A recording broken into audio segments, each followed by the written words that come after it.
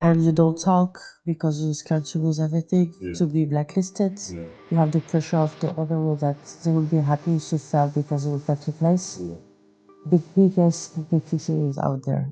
Is in modeling.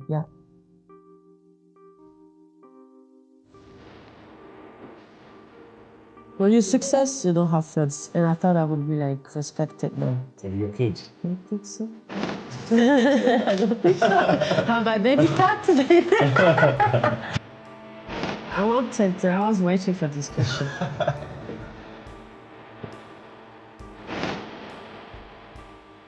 Hello and welcome back to another episode of GloTalks. Today we are in Zurich. Our guest Anissa navigated a childhood of uncertainty to the world's biggest fashion runways. Anissa grew up in humble beginnings and has now entered a new chapter as a digital creator and a businesswoman. Her journey hasn't been linear, but she is still evolving. Hello Anissa, welcome to GloTalks. Thank you so much. I'm very happy you're here in Zurich. No, thank you. I'm very happy I'm in Zurich as well.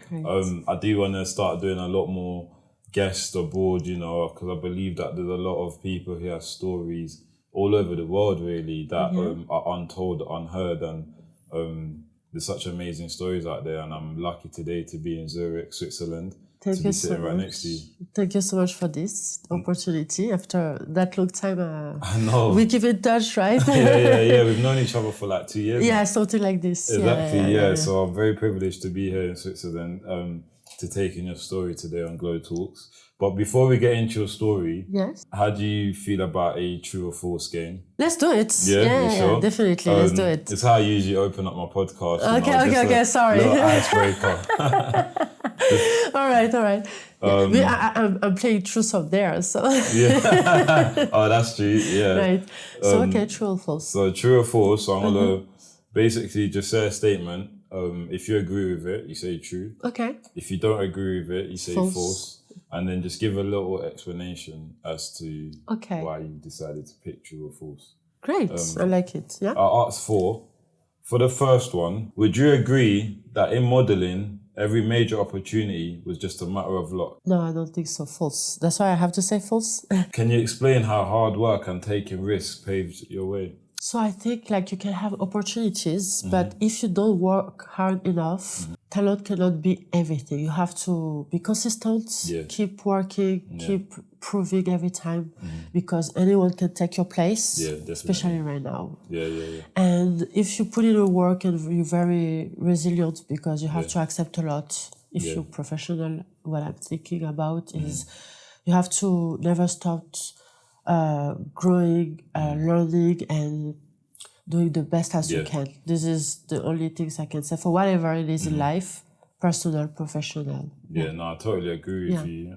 on that aspect. You gotta work till you make it. Do you know what I mean? If you even slightly drop your work rate, you're right what you said, someone can quickly take over. And in any industry, I think so. Everyone can be better, but if you're there and you keep improving yourself and be consistent. I'll ask you the second question. You've never had to compromise your values to succeed in the fashion industry. True or false? That's why for me, I believe I didn't succeed. Because it's not. It's very, I think in the model industry, you all have heard these past years now because of social media. What can happen, but I think it's many different industries, right? So people pressure you to get big jobs, right? Big names. And I prefer to deserve something and to be proud of myself for my work and not for what I can do to get it. So that's why we don't understand why those people like success or not. Some is because they are nepotism, right? They're rich families, they are protected, they have a good network. Is how we say networking when they're working. Network, And some have to work harder, and if not, they will take advantage in this part, especially, in the model industry, we cannot say it's only for women that what happened. But being a woman alone in other countries, for I'm talking about young girls especially, young guys too, can be very tough. And so you have to be very strong-minded and strong in everything. So would you say that... So You they wouldn't make change your everything. values, I think they make it everything that you have to let your values away because you think you have no choices. Yeah. And this is the only way they will make you think like this. So I've been starting after 21. I have 2D. I have had my life before. So no, I know how to say no, you know what I mean? So that's why I didn't get what I was supposed to, but it's okay. I really, it doesn't matter to me, you know? It doesn't matter. Reinvention always means starting from zero. True or false? True. I start from zero every time, even here. And I make a living or everything's happened because I know how to do working. Paperwork is important. You have, if you go to a country, you have to go through by a work visa or study. So I had the chance. And of course, I'm French, so it's making it even easier for me. For some people, maybe don't have this chance, but you have to do it the right way. And so this is basically what helped me to travel and be living in so many different countries and start from zero. You don't have friends, you don't know the people, the country, the culture, anything, and you just, I love this. It's like addictive, you know, restarting and do it until now, you see. And just restarting from zero and make it something, right? Yeah, I mean, starting from zero and building back up, knowing that you can do it as well. That's why I'm like so confident of my capacity that no matter what I lose, no matter the pressure, people will say, I will take this away. I don't care, I can do whatever. If I put myself into this mindset, I can do whatever. I can start from zero, doing any kind of job, industry. Like, I'm not scared. I just, how does I say, go and just working so hard and keep up on your risk taker. That's a good answer. So I'm not scared. If you're not scared and you just be confident on good and bad, life is like this. You have to accept everything, right? But you're strong enough like to accept any obstacle. No, it's not obstacle. Sorry, it's French. Every bad things that can happen your way. But you know you're strong enough to pass anything. But you learn. Yeah, definitely. That's fourth and last question. Oh, okay. True or false? Social media would have made your journey quicker and easier. No. Why do you say no? I think it's just changed all the industry and all the rules that was set up. And everyone was lost. A little bit of everyone now is model. Is like kind of a cheating code to me. Like, you know what I mean? You can put makeup, retouch yourself. You can put anything you want out. It's true or false or you know what I mean? Like, yeah, definitely.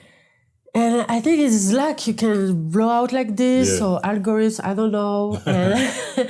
Anyway, it changed everything. Not only modeling, especially now everyone is model. Everyone is like... It's a lot easier as well, isn't it? But I'm glad because it needed a change. Anyway, it needed a change from what they put as a model and it's not good because it was all not a good, I think, model that what they put in place and it just broke all the codes. People can say what they want, they feel free, they can put out whatever, they can choose their image because when you are in the fashion industry, you don't choose, you're just working, this client put you this clothes, this makeup.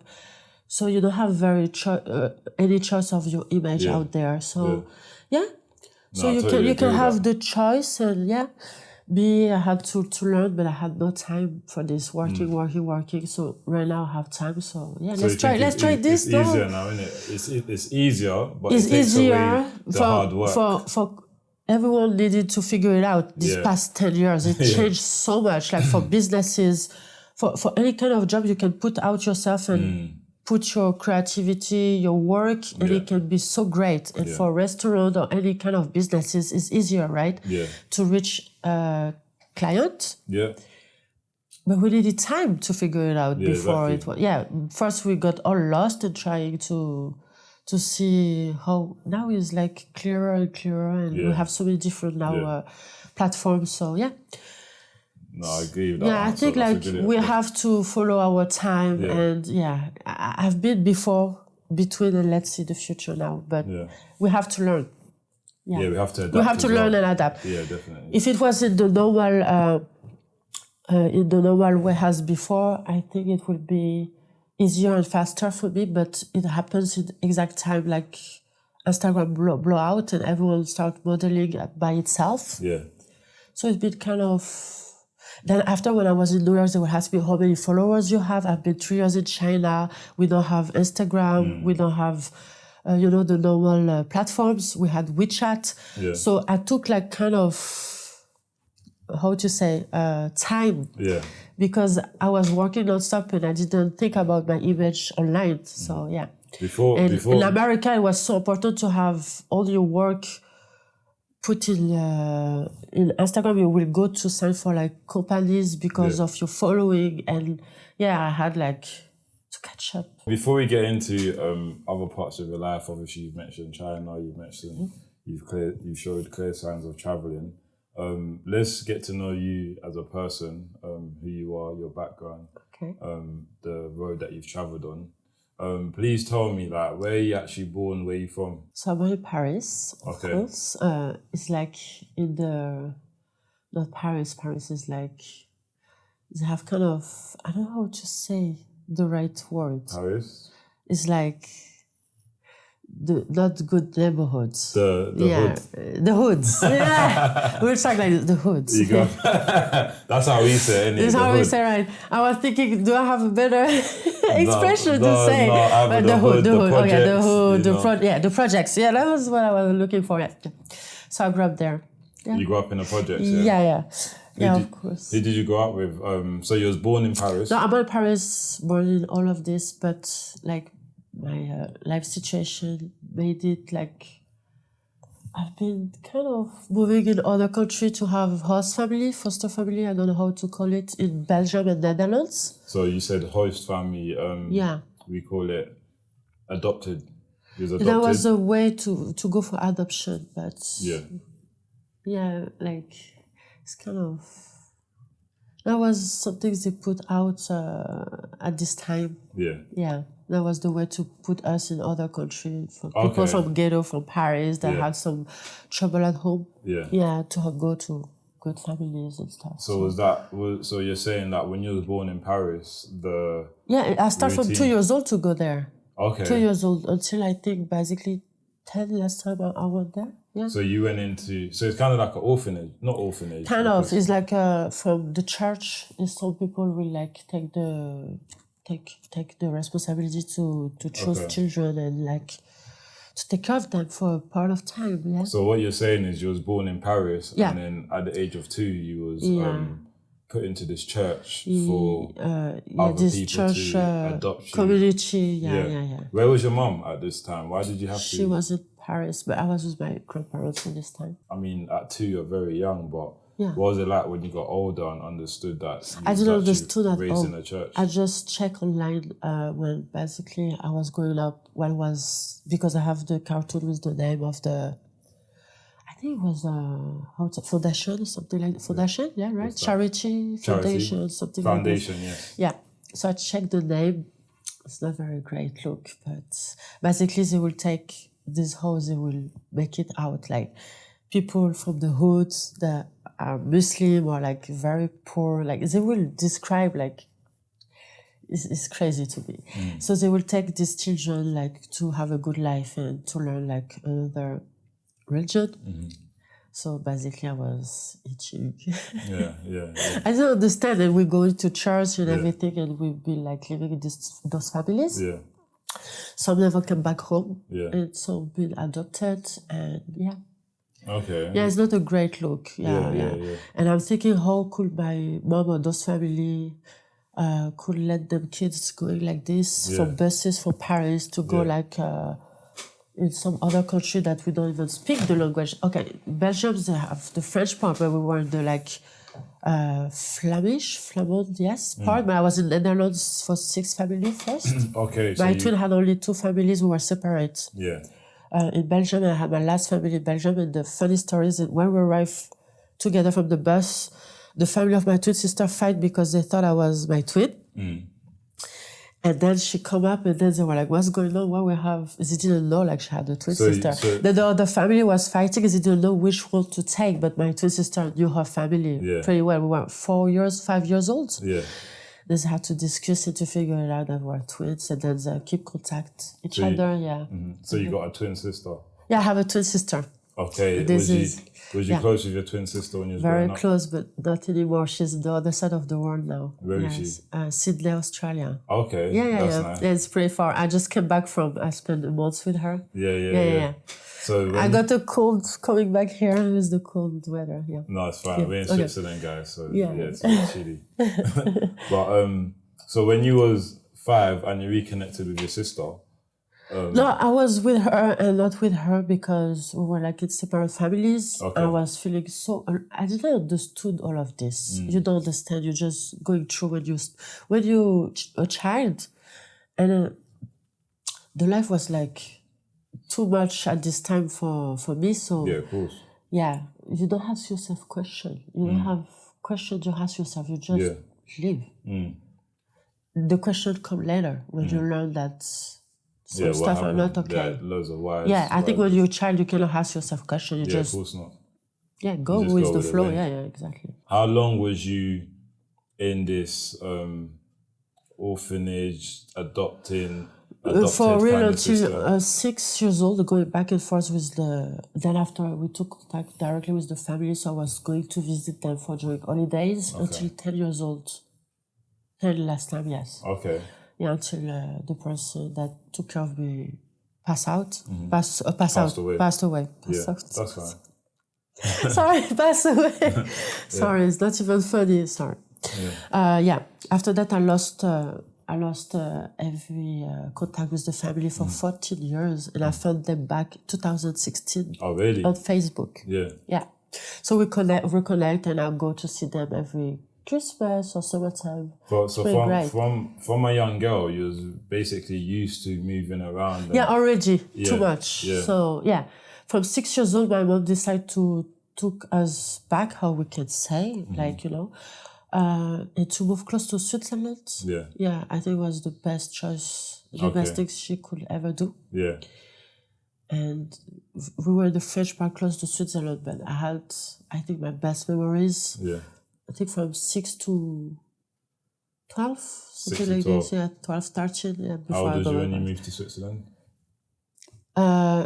It was later, so basically I needed to finish my school, right? Okay, yeah. But my mom was working already. It's like 45 minutes away by car. She was working like in Switzerland, so yeah. So your mom always lived You're so in close. It's like you're just at the border, right? Yeah. So had your mom always lived in Switzerland? She moved there when we were, I think, 14, 15. Okay. Yeah. So I stayed south of France, so we were basically by ourselves. Yeah. What was school like for you? And because obviously you was moving around a lot. Was you moving? It was because of because of my dad's situation. We had to move a lot every time to change life and restart everything and just move out everything because it will always find us back. So we always had to restart everything. It always, I don't know how we'll find out where we are, coming to my school, talking to people around. So after that, wasn't safe anymore. So we needed to move again. So I'm basically, I still do that until now. It's crazy. So yeah. What's your full ethnic background? So my grandparents are Algerian. Okay. Yeah. Algerian, Yeah, Algerian. 100% Algerian. Oh, yeah, a little bit of this, but I'm Algerian, I'm proud of it. Yeah. That's good then. So how old was you when you actually started secondary school? 13. So you started high school when you were 13. I finished around 16 to 17 my, my diploma? Yeah. So, the high school diploma, right? Yeah, we say GCSE. Okay, and then my associate degree at 19. Okay. Yeah, 19 years old. What kind of person would you say you was like in school? It's pretty hard because, basically we were in Paris at 13 years old after we went close to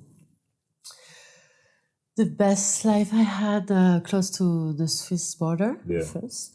So my mom had opened many businesses. Life was great until 2008 and all happened. So she had to figure it out, and so we decided to move back with Yeah. my grandparents in Paris in the ghetto. Yeah, back to the ghetto in Paris. Back to the ghetto. What's the area called, do you know? Yeah, it's the 95, we call it.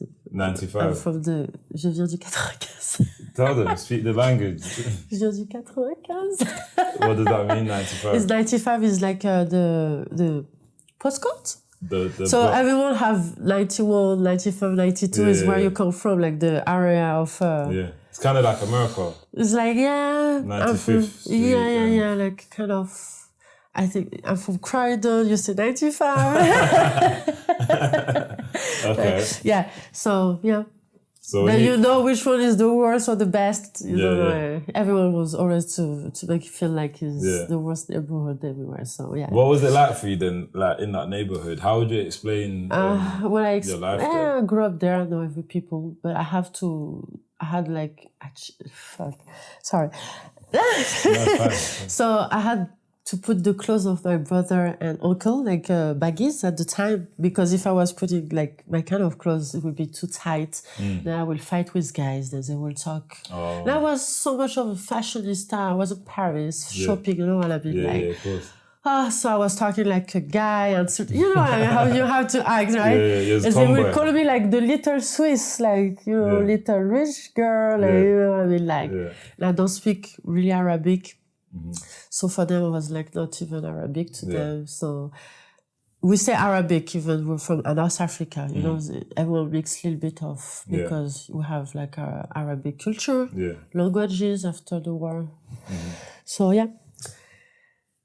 So would you but I was still doing good at school. You done well, yeah?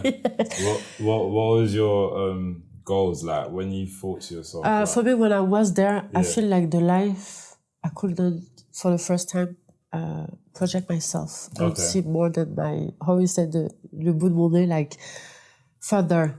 For me, everything was blocked. Every opportunity, everything I couldn't project myself to. For me, it was done. Like I'm here. There's nothing to do. I just. So you mentioned earlier that when you was going to school, when you moved back into Paris, you had to put on baggy clothes just to hide your shape, your figure. Was you acting like a boy and stealing the clothes of my brother and uncle? That is like basically my brother too. Yeah. And to protect myself, because even I was the fashionista. Oh my God, I have always hard time to say that. Yeah. And like buying so many cute clothes in Paris, I couldn't wear them because I would have, you know, guys saying something not nice, then we'll have to fight. You know what I mean? So, Did you fight everyone, yeah? Of course, you go to school, you're working, and I have curves. You know, even I was skinny, I always have curves, right? Working around, and then they will say something not nice, then you have to fight, even these guys or not, because you have to get respected. So yeah, that was more like it was just not going to school for school, you know, you have to go through all the... Yeah, I could imagine. Yeah. Hurdles. So you have like figured out to just taking care of yourself the best you can. Yeah. Did your relationship with your twin sister become closer when you was back in Paris? We always been like fusional and very close, always. Yeah. Like she's a part of me, for me is how I describe it. We're half of a wall together. So yeah. So now I think it's been 2 years we separate. She's in Australia, other side of the world. Is the longest time we didn't catch up together. Yeah. I think the maximum before was 3 months. Okay. 3 months, yes, if I have contract modeling or she has studies somewhere else. Yeah. So now she's working, you know, have school and working there, and it's pretty long way. Yeah, so you've always been close together, really. So we all have, how we call it, responsibilities. Yeah, of course. Yeah. So I spent 1 month with her. It was pretty cool. I'm so glad, but yeah. How to go back to my life. Yeah, definitely. You had such an unconventional childhood, moving between countries, host families, being adopted, going through the churches. How did that shape your mindset growing up? I think it changed me and it really helped me to the person I am today. Since that's very easy to go to some places, getting not scared to learn from zero, like any culture, food, people, and like to adapt myself pretty easy. Like it's just a continuation. Yeah.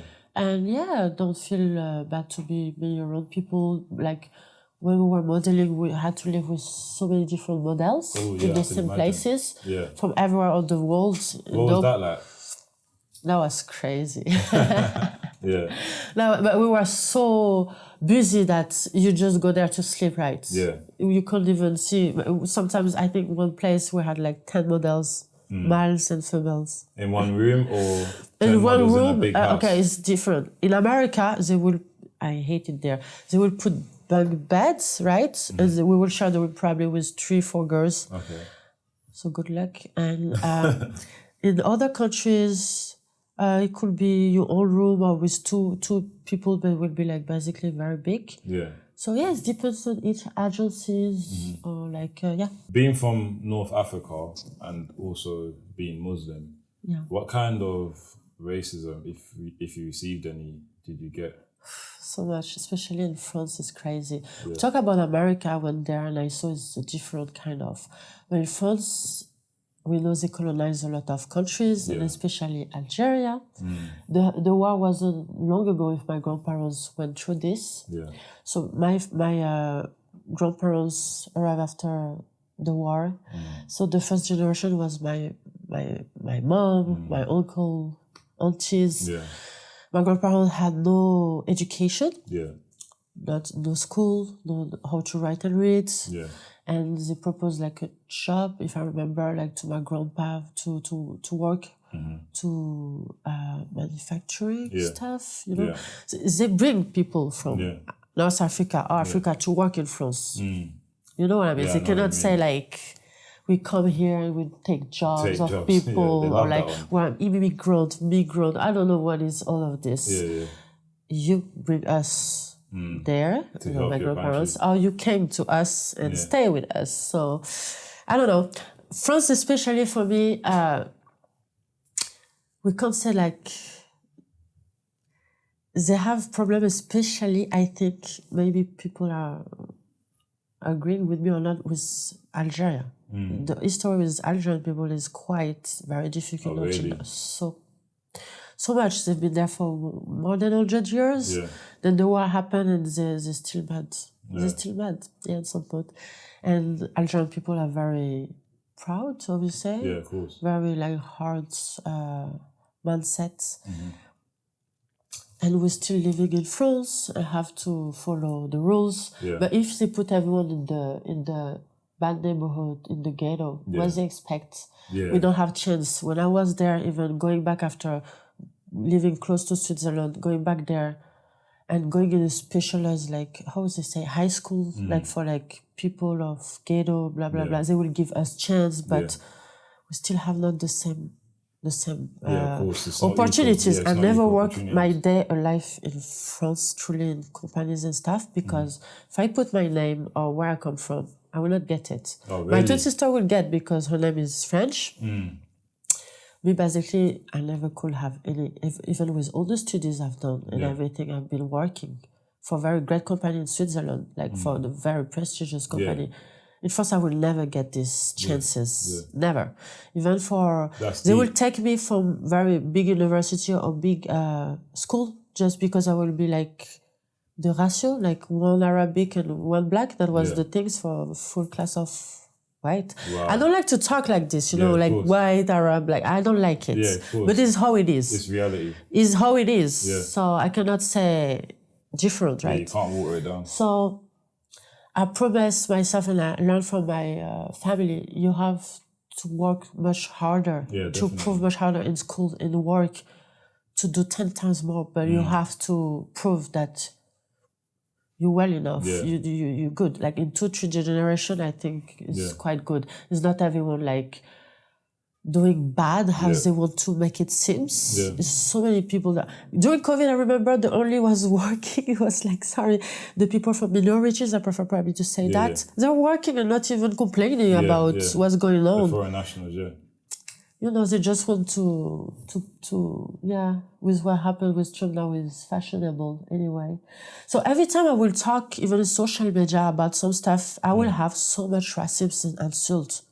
Last time, like one Algerian guy was 70 years old, got killed by a police officer. Really? And I just did a live on TikTok. I was in Australia, it was 1 or 2 years ago. I got 45K views in 1 week of insults and people. Go back to your country. You're not happy. Fucking Arabics, drug dealers, like any kind of words. I say I've been working so hard. I've been studying. I've done everything right. I never had truly problem. You know what I mean? Like, that's the and problem. still, because I am who I am, I will still have these people talking to me like this, disrespect me, and I'm probably been working so much more than they will ever from their own life. And then they will say I have this because I sell myself, or because I'm cute, or because, you know what I mean? Like, they always want to put down, to downgrade our like success or work. For them, we're lazy, we don't know much. At school, like, they will say. So I'm really tired that I still have to prove this in 2025. Like, this is crazy. And for modeling, I don't even talk. I can't even talk. Yeah, it's even worse. Like, I was trying in 2012 one job for Louis Vuitton, like in Geneva. Louis Vuitton, yeah. They changed my name. I was blonde. And the guys, when I knew, and I said, no, my name is Anissa, and you, not Marjorie. They changed it to what? Marjorie. Marjorie. The guys was on the phone and didn't want to talk to me doing the casting. So I knew I will not success like in Europe for fashion. And I didn't want it to be an ethnic model because it's just like, you know. There's no opportunity. So when I had this chance to probably, Asia gave me this chance, America too. And I'm like, we were not many people of my background. Yeah, modeling. Yeah. Before you got into modeling, what was your path to modeling? What was you doing before you became a model? Studying at La Sorbonne, the most prestigious university of Paris. Okay, you went to university. Yeah, with my twin sister. We were like into different, you know. What was you studying? I was studying Arabic. Okay. Literal Arabic, yeah. The language? The language, right, yeah. Okay, right, the languages in university, yes. Did you pass? I stopped. I was starting to be good, but I had the opportunity to start modeling, so I just wanted to go away. How did that opportunity come around for you to continue modeling? I think my twin sister is not even me, post some pictures online. Yeah. I don't remember it was Facebook or something. I don't even, it's been a long time. 2013, right? Okay. Yeah, quite a long time ago. She posted online in a company from America, like a model agency. Yeah. Scouting, I think is the word. Like, they proposed me directly in 10 days, like, to move in other countries, sign contracts, like starting international model. Yeah, sick. Yeah. That is sick. So that was crazy. I was like, this is a joke. This is really happening. Yeah. So it was your sister that started posting pictures on Facebook. Yeah. And then it picked her traction. I don't know if it was Facebook or somewhere else on the internet, but we didn't have that much things back then, so yeah. So when your sister said to you, look, Anissa, like... No, they contacted me directly, like, they contacted me directly and I had messages. Yeah. That was crazy. Like, I would never expect something like this could happen, right? Yeah. I was like, all right. This is good. All right. So I said no for the first contract was in South Korea. South Korea? Yeah, I had like some exam and then I was thinking. What did you, for your first contract modeling in South Korea, I couldn't go because I had to pass my exam. And then I was thinking, maybe if I say no again, I will not have a chance to do it. Then I was for China, Shanghai. Okay. The best 3 years of my life. Yeah. Going back and forth there. 10 or 11 times, something like this. How old was you when you got your contract? I was 21. 21. Yeah, 21. Very young. Yeah. No, very old. Yeah. Because after 25, you cannot sign as a new face. Oh, really? No, and everyone was 14, 15, 16 years old. But I still look, I hope, young. Yeah. So you couldn't tell I was 21. So, yeah. So they prefer the younger models, obviously, of course, better skin, they're like youthful. they like useful look, no makeup, natural hair. Yeah, That must be a skinny. lot of pressures for women to make it in modeling. Like the window is very small. For me, I believe for men it's kind of hard too. Okay. Yeah. We cannot say about no, it's not like to make it or not.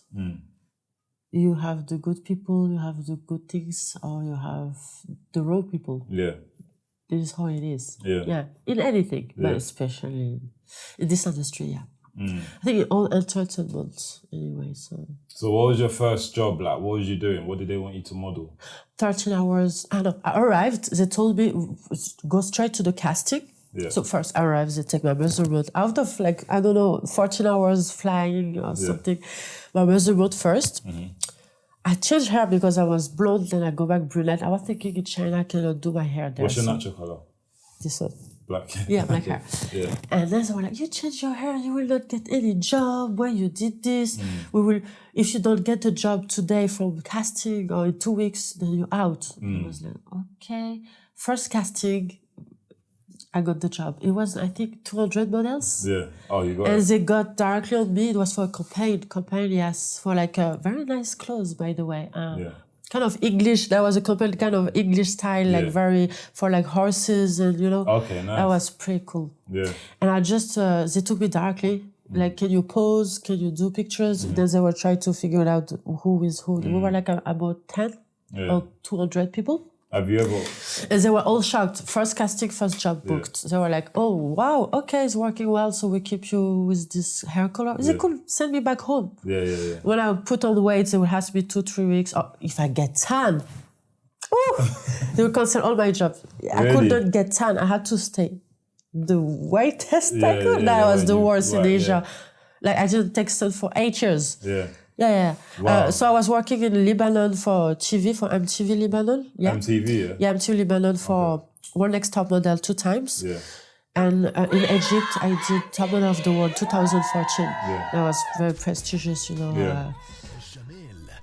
pageant, or I don't know how you say. And I got tan, of course. They didn't like it. No. They cut all my job for 3 weeks. Wow. The time is getting away a little bit. Because they will have only one mixed girl from Brazil and one guy in 500 models in all the city. And not really black people. I will tell it how it is. You have 20%, they say, people of color for 80% of European Caucasians. So it was more, I don't think it was pretty much less. Where did you get your confidence from? Have you always been a confident girl? Not at all. Like, my twins always been, and I always been the shy one. I couldn't even talk. I needed her to represent myself everywhere. So the day I decided to go in China to start my modeling career, I had no choices. Even to speak English by my own. Oh my God. With time and experiences, you just get more and more confident. And you have, as a model, you have no choices. You just have to show the right feeling you have into the camera, or you cannot be shy. You know what I mean? You have to be confident. Yeah, kind of, some point, because you can sit if you're not comfortable, That was my first job. I wasn't comfortable. They were like, but smile more, but do this, but wear your face like this. Oh my God, we'll never forget this day.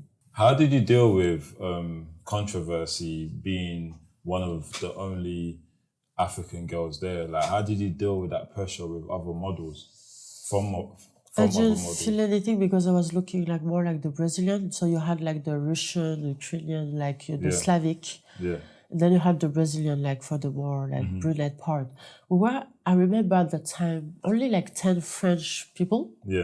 So we were we French people, we're out there, we were, you know what I mean?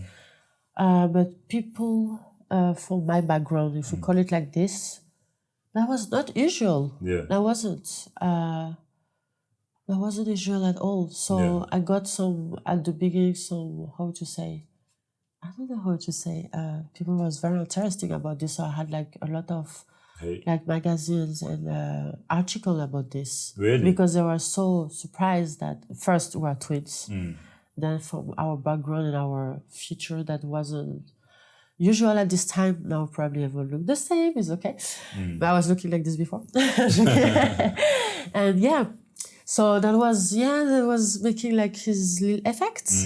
And that was the time with no Instagram, so you did newspapers, Google, articles and magazines. We had one magazine in France, like from North Africa, very famous. They did a little 2 pages and talk about us, as they were saying, like, the top twins, like top model. So we need to talk about, that was pretty cool.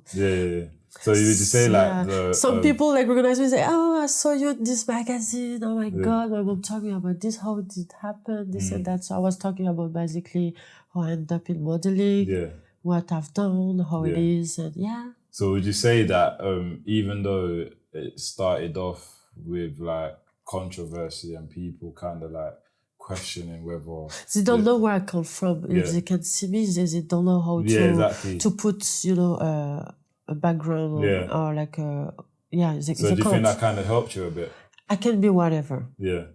I can be whatever, and I don't like to be put in a case. That's why I didn't want it to be model for ethnic model, like for just putting like kaftan. You know what I mean? Like I did. I had like one fashion show that was for the big Muslim. In Paris, that was huge. People from Indonesia, from everywhere in the world will come represent, from Dubai, everything. And we had, again, in the magazine, some pictures there. That was a huge thing. But that was the only job I could have in Paris. What did your mum think of this? Like, she's thinking my mom was a top model before. Trust me, she didn't think nothing. That was normal. She was already basically a top model too. Okay.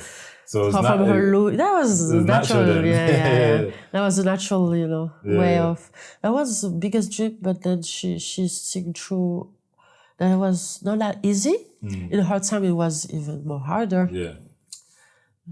She's my top model until now. No, that's good that your mom had that experience. No, my family is very open-minded and we're very supportive. Okay, me and my twin, we are so, how to say, independent mentally since very young. Like even at 15, I said, "Well, Mom, you can go. We stay here. We're gonna figure it out." Nobody can tell us anything, even if they wanted. Trust me, it would be hard. So I had to prove even that I have to assume the good and the bad of saying, "Let me do it." Well, you have to assume because they will not be there like to say, "I told you, you don't want to hear this." So Modeling must be very brutal, long hours, pressure, competition. Like, what was one moment that made you question everything? Like, why am I even doing this? It's not looking like that, but it's pretty hard job. People think it's pretty easy. You just have to look cute and pose camera and having free clothes. No, this is a lot of more. But the time I questioned if I want still to do this or not, I was in America, in New York, during the Fashion Week. So I was invited. My two sisters was in Montreal studying there. She was going back and forth. She was in Montreal? She was in Montreal. Okay. At university, and she would come for the Fashion Week to work with me and then go back there. So I was staying myself in New York by myself, and one day a big photographer for a very important magazine invite everyone to go to the studio for the Super Bowl. I was Beyonce at the time. I remember that was my first time. That was my first Super Bowl. That I think was I actually amazing. saw this on. That was amazing. What year was that? That was... 2016, 17, I don't even remember. That was something like 2016, this. 17 when Beyonce, she done the Black Lives Matter thing, and she got a lot of controversy for that. They always have controversy, you know what I mean? And if they don't have controversy, I don't think they will be talking about anyway. So this is the way. So what role did you play that day? No, we were invited, and this photographer, because was pressuring me for, to if I wanted to get big magazine, if I will accept so, So I was thinking, no. No. It's happened a lot, but if someone really want to destroy your career, like block your own opportunities, they can do it if they have. This is how it is. Yeah. This it is. So it's very easy for. I see this much more in America, basically. You have to make it work. Fake you it have till to you make work it. different. You know Oh, what I mean? I know what you mean. I don't want to say that everyone's success, or maybe not, did something, but it is what it is. I know what you're saying. So it is what it is. So you're basically saying I was thinking I can't always refuse, say no, and be pressured, being put in very bad situations by myself and the other side of the world. I'm like, I've been quite tired to just fight back. And I think much more of my time focus this energy on this than just working, actually. This is the truth, so I'm not going to lie about this. Even for men that we don't talk about enough is even harder in some places. So how can I complain as a woman if it's basically can be like this in every kind of... It can be every day. I work in Paris, outside, so like is everyday normal, but You're very strong-minded and like it's like water for dogs back. No, it's good. It's like it's a good way to think because I'm like that as well. You don't really let anything affect you. It is what it is. Like, I did sometimes, but what can we do? We just have to keep continue and exactly. We will cry and is for injustice, and then after that, what will happen? We will still crying? No. Exactly. So, How long was you in China for? 3 years in and out. 3 years in and out of modeling, or was you modeling? 2016 was the last time I went there. For modeling, or like promoting, clubs, and that was a big part of my life too. So once you got the taste of like modeling in China, meeting these other potential famous people, networking. It's a total another world. Each country is market. Each market, even in India, was different. It was more about Bollywood. You went to India as well? Yeah. Vietnam was amazing. Like the taste of fashion they have, the quality of the image.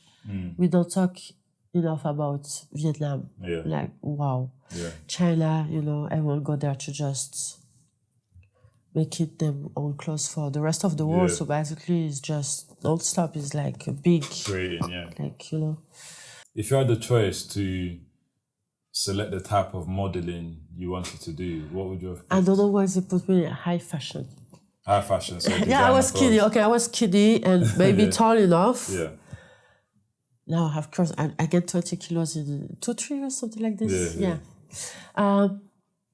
That was the only way before, but commercial is better. Like, you have to be cute face, you can look whatever from any type of age.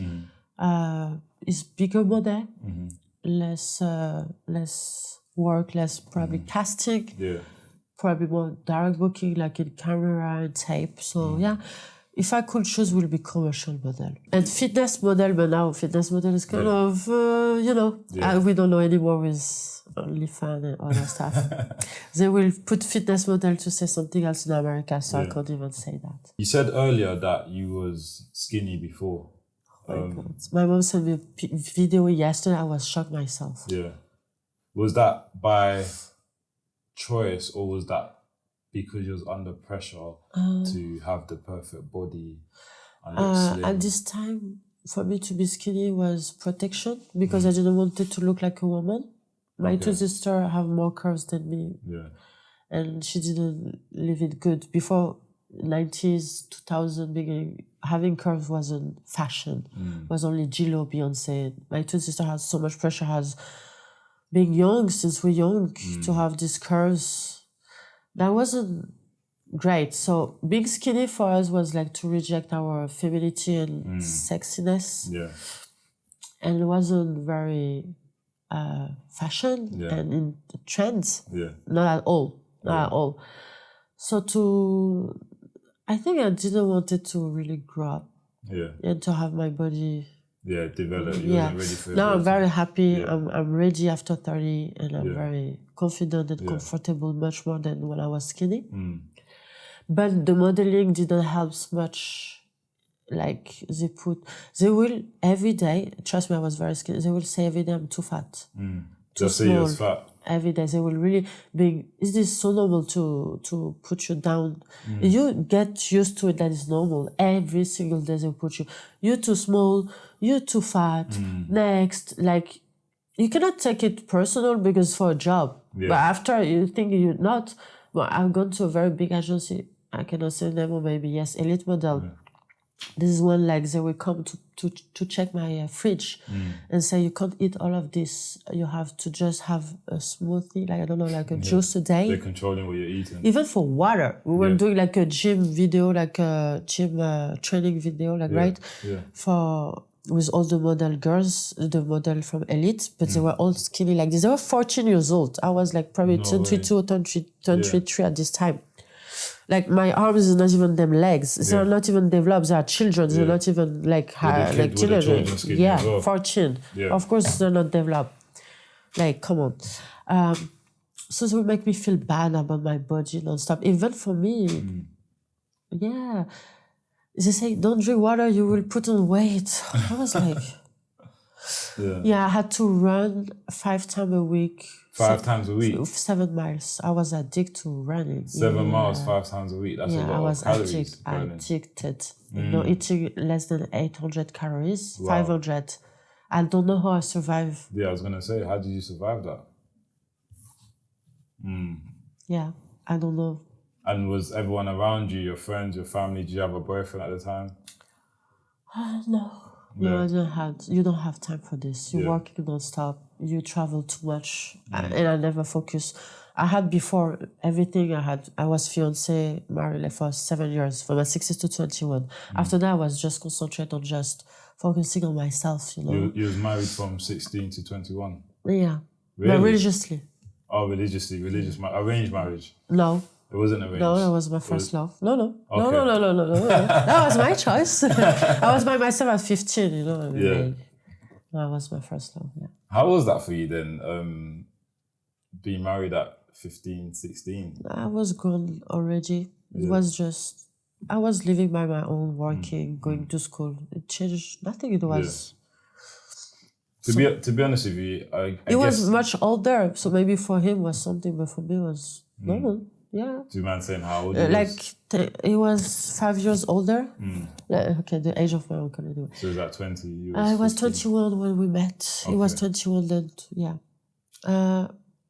I needed him to make me comfortable with men and to be like, I had so much hate against men from my dad and so many stuff that I'm glad, you know. Without him, probably I would not looking for relationship or any man, like for the future. Is that normal?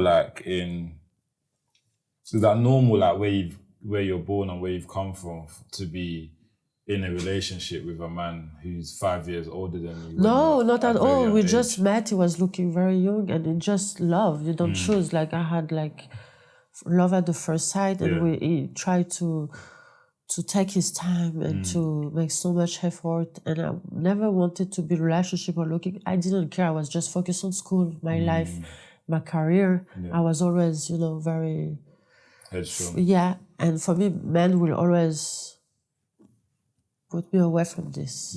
For me, it wasn't. It happened. It happened. You don't choose it, and I have no regret. Maybe we learned so much too. Maybe we learned so much too that. So when after that relationship, when you split up, I guess it's. That's why I moved to China very forward. No. Okay. I moved to China. This is basically why I took this 360 change of everything, and I just dropped out my university and my life. I was always with my twin sister, my boyfriend, my fiance. I don't know how to call this. I was always under someone. That was the first time I would do something for me and alone. First time ever. I didn't know I was capable. I was surprised. I was surprised. How old was you when you had that moment? Like, I can actually do things on my own and like just be myself. Like No, it didn't. It's the circumstances, the situation. After a moment, I couldn't stay. Yeah, it was much better. Yeah. It's just, you don't ask yourself. You just that was the opportunity that came at this moment to just go away. Parents wasn't enough for apparently. So yeah.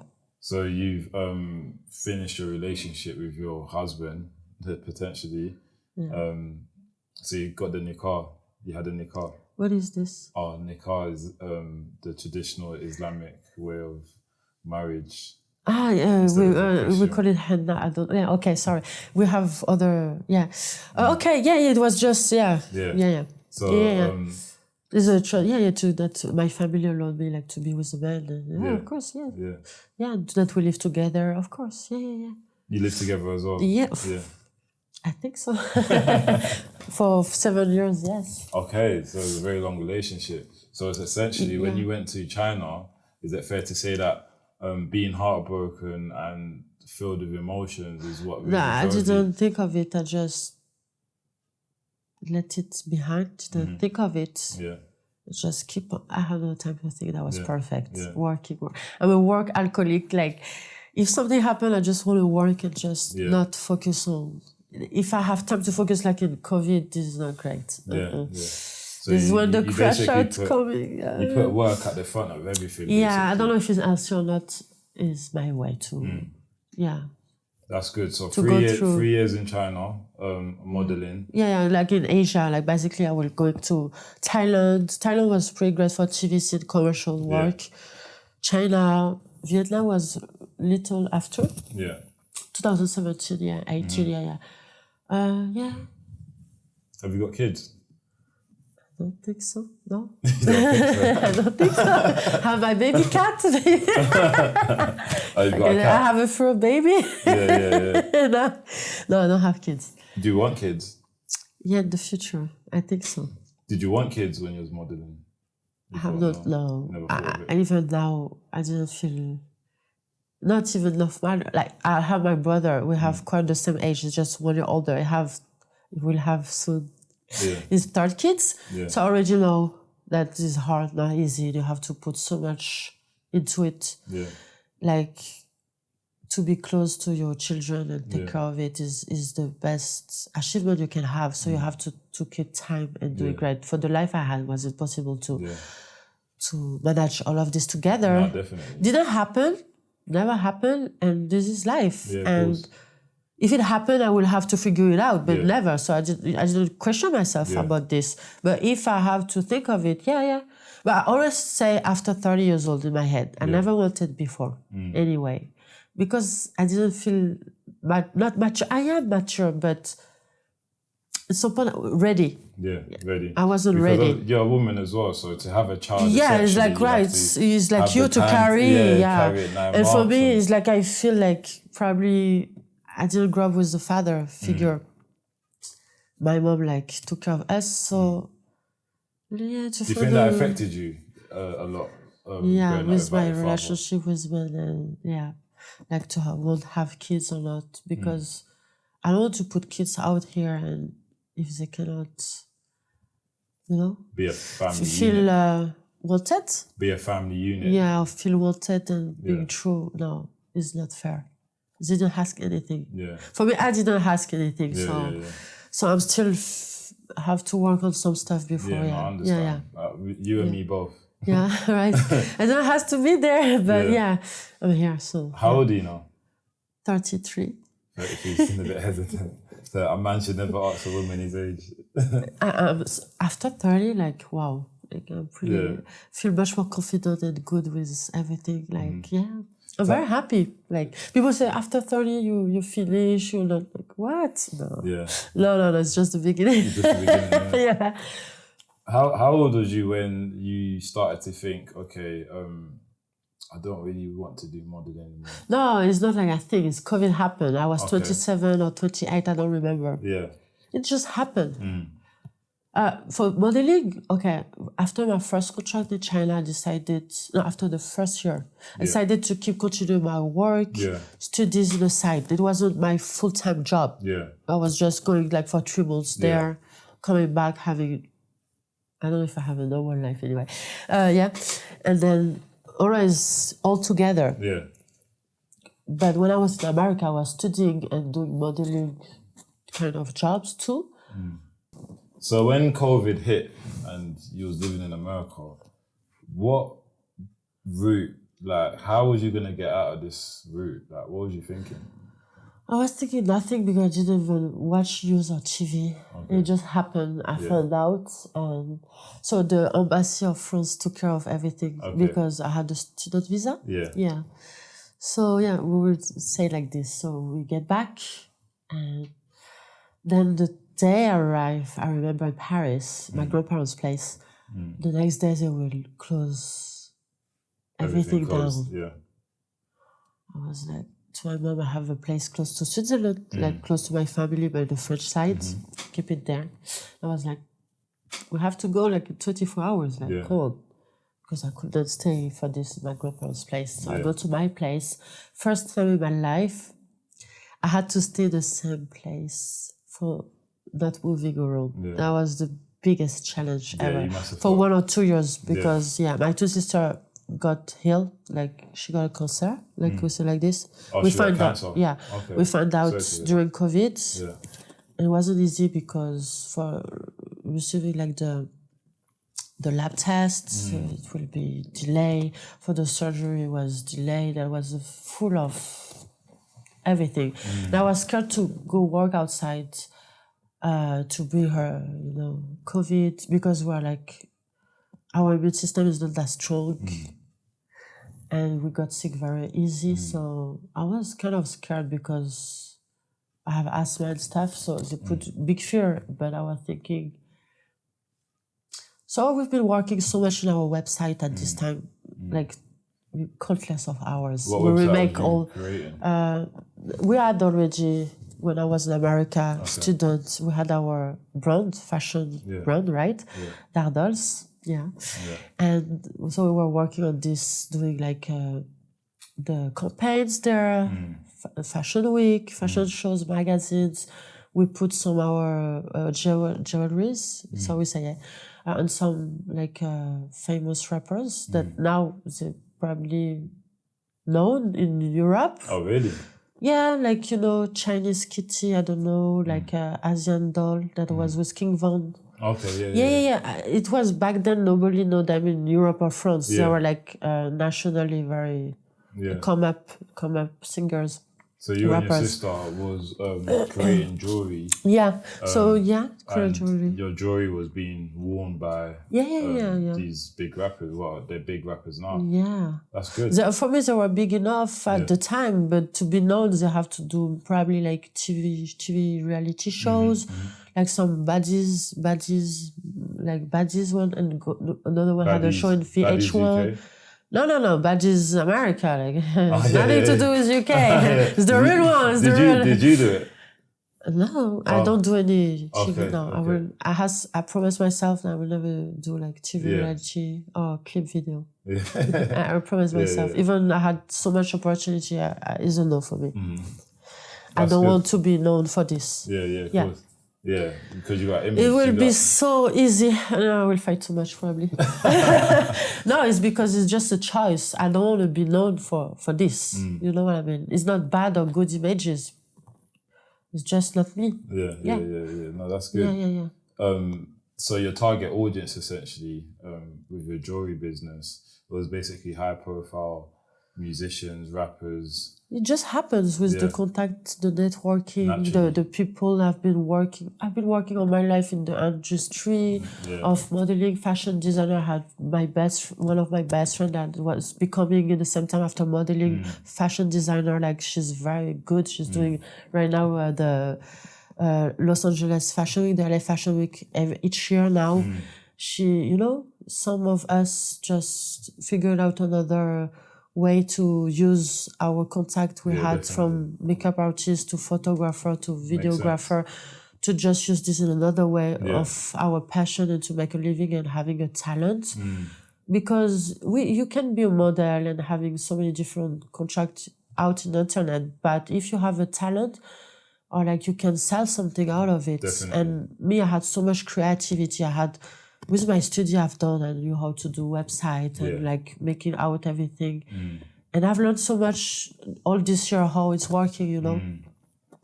And the ideas was non-stop. And in modeling, I could never be what I wanted to be. It's always what they wanted. When I had the choices, I remember what moment made me decide this. It was the LA Fashion Week. So we were working for 2 different brands. One that is usual, and the other brand that was a guy that was so cool. That was a designer that will take like some thrift clothes. So I think ASAP Rocky was wearing his clothes, like so many celebs too. And it was like, I don't care what you do. Just wear what you want. No makeup. So no makeup. We put no makeup. You go to the fashion show. You do whatever. You drink. You smoke. You just go crazy. It was every kind of people. And it was feeling so liberating. Free. And I feel like modeling probably can be much more than just being always online, stress. I felt freedom for the first time on this job. It gave me this, and I said, if I am a designer or something, I want to be like this guy. Yeah. Like the freedom and the power it gave me. Yeah. Like I feel like the happiness coming in my, you know what I mean? Like that was so great. And some people will see me after this fashion week in LA. Everyone will be like, I saw the fashion week in LA. Oh my God! And everyone will come talk to me, and then I will have contact with more people. That was so amazing, you know. It must be really good, like. Going through this experience with your twin sister, or parts of experiences with your twin sister, you know, because it's like you've always had someone. That's what people think. Okay. That's what people think. I was waiting for this question. When we are both together, people think we are stronger together, and they will be so hard on us, rejecting us, and being. Is one on another for the job. You put us in competition. Is together or none of us. Oh, yeah. This is not even better. And people will be jealous because I have my twin sister here with me, right? Yeah. People will be like, not nice. So, and we will, having more attention? Yeah, attention. Yeah. Yeah, we're used to this. We're twins. So, it's good or bad. Yeah. By myself, when I ask myself question why I didn't get this job or not, or like, you know, I mean, like, it's no, yes. That's it. And people will feel less treated. Yeah. The fashion industry is known for its beauty, but also its exploitation. What's one hard truth you learned behind the scenes? That everything looks good, but behind the scene can be ugly. Business. Yeah, Show business is business, you know. Yeah. It's the result that counts the most, Yeah, I could imagine. There must have been, not that they must have been, but did you see any females that you could see was like being exploited into that kind of life? Yeah, but we're not like supposed to talk about this much, you know. And not only females, guys too, a lot. Well, I feel much more for guys at some point. Yeah. Young people from poor countries. Yeah, if it was for me, I will think that is the best ever. I don't know if I can say that, but human trafficking. The best. Yeah. They've been putting out. Yeah. You say human trafficking plays a big role in the modeling industry. This is basically what it is. You bring like young people to some places, you bring them to the club. Yeah. You make them work. You pressure them in some points. Yeah. Guys or girls, what it is. Yeah. They feel like away from families, they don't have choices. What they will do? Can we judge? I could imagine. No, we definitely can't judge because a lot of those people are coming from hard countries. They come from very crime. They don't even go to school. Or I don't know. Like before, I'm pretty glad that things changed in a way because it's been for too long. Yeah. It is a lot. It's a lot, much more than what we think. Yeah, hopefully things change. Things are changing. Some people like talking out. You can see from some photographer and designer what they've been doing for guys too. Women, you feel like this kind of in any case, but this is very organized. Organized crime. This is super organized. I I could imagine. And you don't talk because you're scared to lose everything, Yeah. to be blacklisted. Yeah. You have the pressure of the other world that they will be happy if you fail because they will take your place. Yeah. The biggest competition is out there. Is in modeling. Yeah. Thank you. When you success, you don't have friends. And I thought I would be like respected. No. Yeah. When you success, they will all make you feel. This is when I learned that if you success, you don't make a lot of friends. When you're at the top, when you're at the top, everyone. This is the hard truth. I didn't expect that, but I had to learn it. Yeah. Yeah, I could imagine.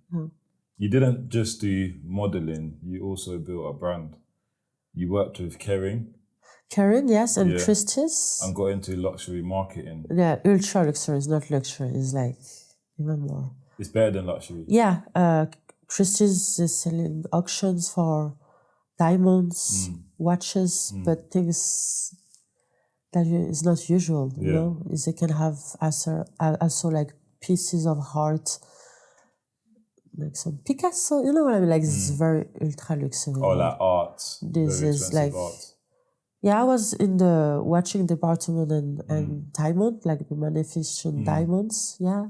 How did you find that? That must have been...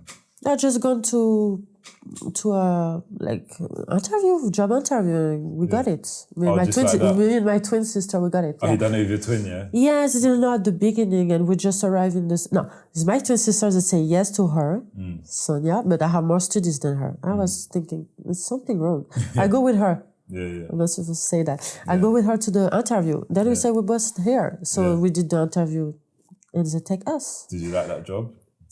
I loved it. It was before I go to America. Like, I've been working for quite a time. I think it was 2015, something like this. And I have my recommendation letter. So anywhere I want to go to big universities or having a job, I have a lot of recommendation letter for very, very big university high and high people in big position. So. Yeah, I've been working for this, you know. How long was you working at Kering for?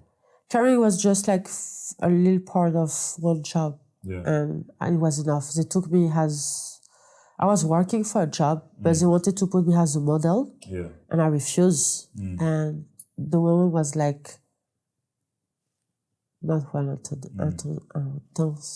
I'm sorry. She was... this is the problem. You're models, you know, but you have studies and you want to work and be respected, and some person will not. Yeah. They will have a problem with that. So she will take the highest high heels, put me in some position that I have to stand like I am the security. Yeah. And not doing my job. Yeah. And I was like, not okay. Like, you know, it's like for free. Yeah. And I've been like working and organizing everything for the schedules. The appointment was like all the press, and it was crazy. It was at the time Kering had a bad reputation, as it was at TV, French TV. It was like the background of the luxury. So many people lost their job, and it was like all messed up. Nobody knew what their position was. Yeah. And we did like, it was like in Switzerland for Geneva they don't do it this anytime. The ASH is like for the high horlogerie. Yeah. Horlogerie like for the watches. Yeah. So we will have every big celebrities that will come up, the biggest brand out there and the biggest clients. Every news and TVs will come. So we will organize all the meetings and from zero, we make it work. Yeah. But the 2 last days, she had to make me understand, you're just a model. Or you're just... For me, it was racist. Yeah. Basically, it was racist. Yeah. The only white girl was sitting, talking, having coffee. And me standing and being like the security. Yeah. Come on. Security was high heels like this. Yeah. I keep myself... But the boss came and congratulations and say without us would not be possible and like being very nice. Yeah. You know, it happened to me in so many jobs that women, they feel like you cannot be pretty and hard worker and you don't deserve to be there. And I had to refuse so much and working so hard. It's always something. It's like will be my physique or my background. I don't know. It will be something, but I will not care. It can happen in anything, but I do what I have to do. I stay professional. Yeah. You're not my problem. Yeah. You know what I mean? When you left caring, after like, where did you go? I go back to America. Yeah. Yeah. Which for part? my shop. For my shop. It was 2018 or 19, I don't remember. Yeah. Yeah, I just decided to go back to America. Yeah. Did you say you had a shop? Yeah. Okay. My online shop. Yeah. Oh, I had shop. at the same time my online shop, then I was working Selling too. the jewelry. Yeah, I was still having jobs. Yeah. So that I always like doing everything Yeah. together. It's like you cannot put it in one. It's like I'm gonna do studies, working, or having my own side hustles. How was it called it? So yeah, I will always do it all together. What do you do now? Now I just left UK, London. I was working as account manager for a company from Manchester who was selling like advertisement screen all over UK for private buildings. Yeah. So I had to go back home to take care of my mom for a few months, like 3 months, and I decided I didn't want to go back for some reason. Yeah. So I just decided to move in Zurich. I start my company and I signed a contract with a big agency from France for content creator or influencer, I don't know how you call this. Yeah. So I'm going to focus on this for now. And I have other projects too on the side that I don't want to talk about. It must be really relaxing for you, kind of like in a job role from modeling before, which is, I don't want to say high risk, but high attention, and everyone's looking at you till now you're in the office and computers and tech. No, I feel it's always been my life because I still have my Instagram, I'm still going to some event, I still have, it's always all together. So I don't feel like, so for me, I'm saying more like I'm back to normal life. Yeah. But where is my life normal anyway, right? So, just need sometimes some, how to say, some time out, time off, right? So just focus on something that I have to work more than my image, and then when I feel ready, then go back there. Life is all about ups and downs. Yes, and you have just to choose what to do. You cannot, for me, I cannot do the same things non-stop. It's like I have to follow things out and just. This time I will focus on this, next time I'll focus on that. You know what I mean? Like, Was there ever a moment you wanted to quit everything and take a different path? And what kept you going? For me, it's happened every time. But for me, it's normal. I just restart and do everything. Yeah. It's not one special moment. Like, I just do that at the daily basis, in my opinion. Like, I just change. If I don't feel comfortable, not happy, like from London, UK, I'm just like, okay, I'm going to move and restart. That's it. When I don't feel it anymore and I feel stuck, and I cannot feeling like, that I'm not doing something with purpose. That you like. It's the one I decide. That's when I decide. Stimulated. Right. And if something's too dragging, I just I'll just have exactly. With everything you've built, do you feel like success ever comes at a cost? If so, what's the price that you've paid? I didn't feel very successful compared to the work I've put out, and for me, I didn't get what I deserve. But for people, I am successful. This is the ways they look at me. But if you ask me, I'm still not. And what is success? How can you measure this? For me, it's never enough good. So I have to keep doing it. And this is what motivates me to put out more work. And this is for myself. It's not even how I look successful to someone. But for me, I'm not. So probably for someone I am. For some other that very much more successful, I'm not. So, for me, I have still to keep continue and to never feel like I've done it. I've done it. This is where probably you lose the sight of being hungry and hustle. What advice would you give other international models who... Everyone's international model anytime now with Instagram. Yeah. Everyone can be. Everyone it is it's now. Easy now, yeah. Everyone can be. This is the nice thing is like, you know what I mean? Like, you can put you out there and just be confident enough, trust yourself, don't be scared. Don't let no one tell you you can't do it. Yeah. Never. Yeah. And especially yourself. Yeah. Yeah, especially yourself. You can do whatever if you put in work in your mind and yeah, that's it. Yeah. Whatever you choose, it takes 5 years, 10 years, whatever. Just keep stay going. focused, keep going. Work, consistency. Yeah. Consistency. That's the main one, isn't it? Yeah. It's not talent, it's consistency. Yeah. You can build anything with that. When your sister told you that she wants to become a chef, it happens. It didn't just happen like that. Just like that, yeah. She was sick, as I told you, and she was starting to make a new page with food recipes, healthy stuff. Yeah. And she put so much passion in it, right? Yeah. So, yeah, she had an opportunity to become private chef in Italy. Nice. And she was great. Nice. Very great. Yeah. She learned in direct. But then when she gone in holidays in Australia, Sydney, they needed chef after COVID.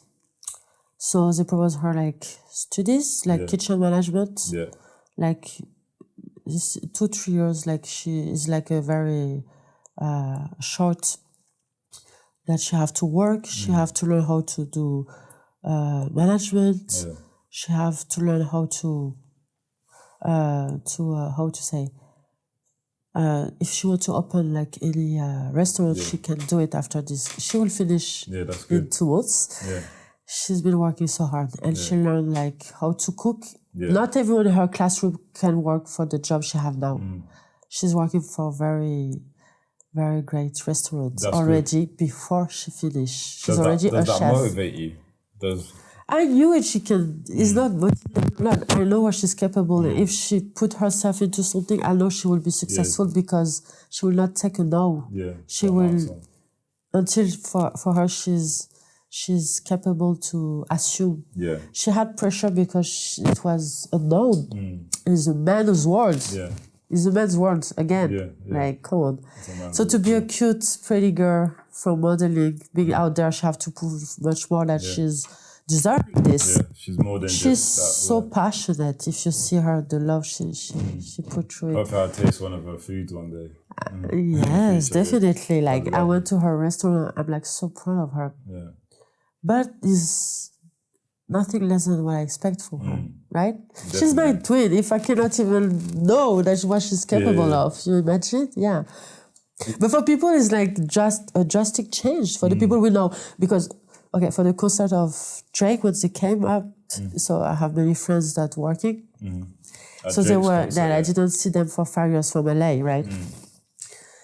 And they were all there, wow, you changed so much, your life. We've been talking so much about where we are now, what we're doing, and how it is. They were so impressed. And I was like, okay.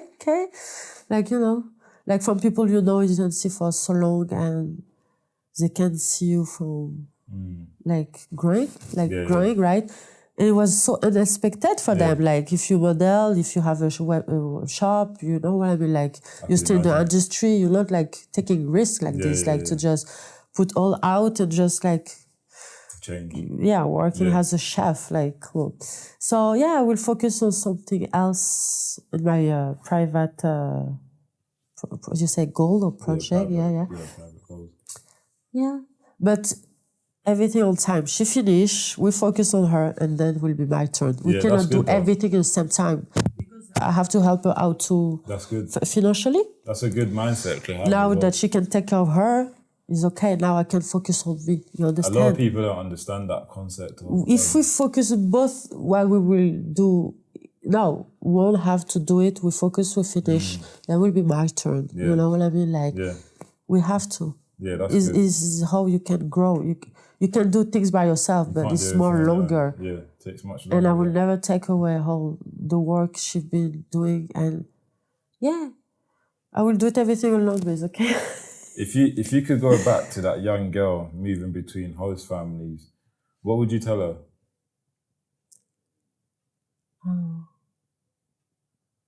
I tell her.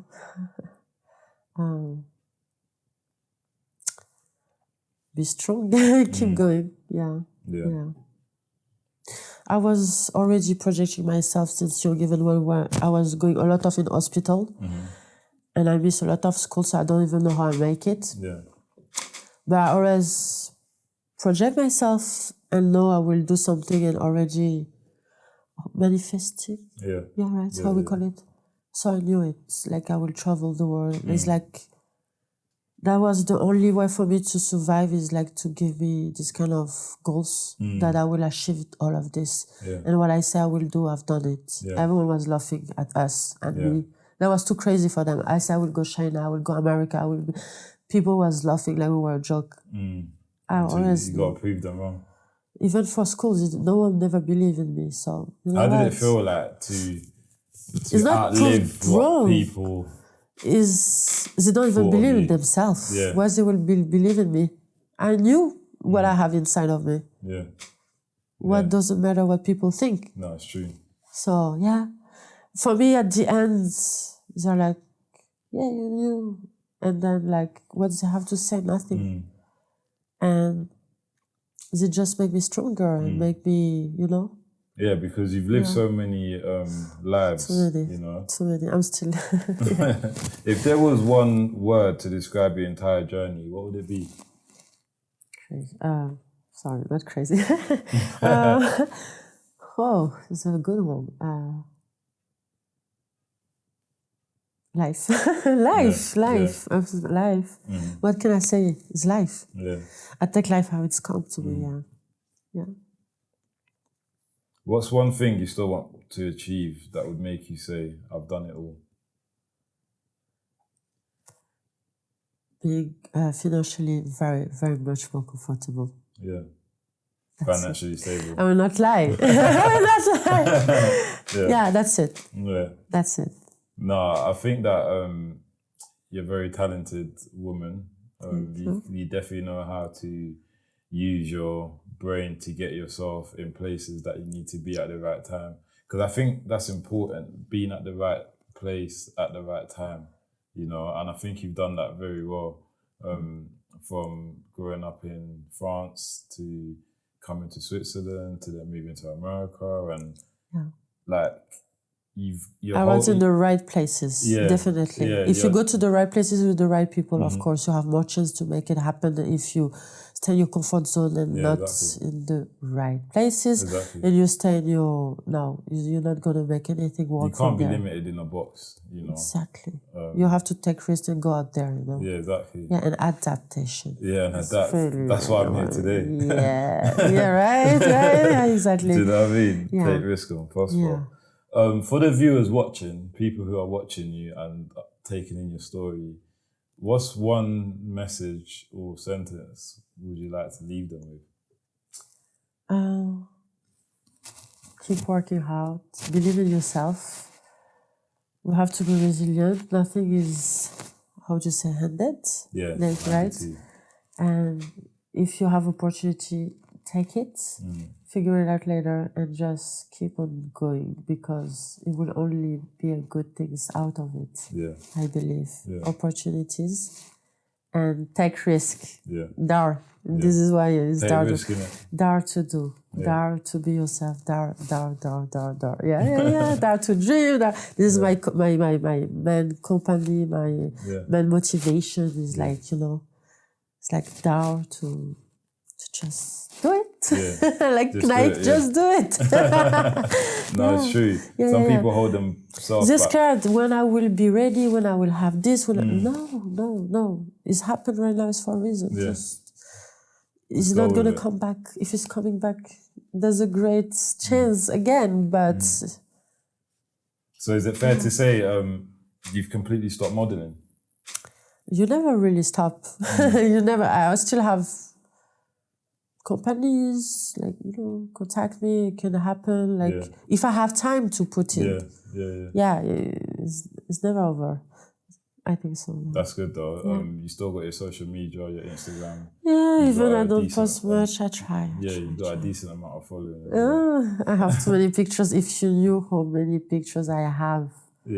I just show not even 5% of my life and things I've done. And it's already too much. Well, hopefully this podcast is going to help you revisit them. Thank you so much. It's very nice of you for this. No, thank you for coming on to my show today. I really want to thank you for taking the time of your day to invite us into your place. You know, I'm with the team here off camera. You can't really see. Very nice team, by the way. Thank you. Can't really see. But I want to say thank you for coming on to GloTalks, and it's a pleasure being in Zurich. Thanks to you for proposing me this, and since the time we've been like keeping contact, so I'm happy it happens finally. I think it's the right time, the right moment, you know. Everything happened, you know. So I'm gonna hopefully enjoy Zurich, and you can tell me. Definitely. Right now you can just go behind my place and enjoy bar, restaurant, anything from Central, Anissa, thank you. Thank you so much. Thank you so much. Thank you. Anissa's story is one of courage and reinvention. From navigating said events as a child to now conquering fashion. It's never too late to reinvent yourself. For everyone listening, remember, your past doesn't define you. Every chapter is a chance to rewrite your story. I'd like to say a huge thank you to everyone that's been following my YouTube channel. Thank you for those who has been subscribing, commenting, liking, sharing. It has not gone to waste. I'm recognizing everyone. I'm noticing your comments, your notes. I'm bettering myself every day. Today, we are in Zurich, Switzerland, and hopefully we can get more abroad podcasts on the go. Thank you for those who has tuned in today. GloTalks, train the body, train the mind.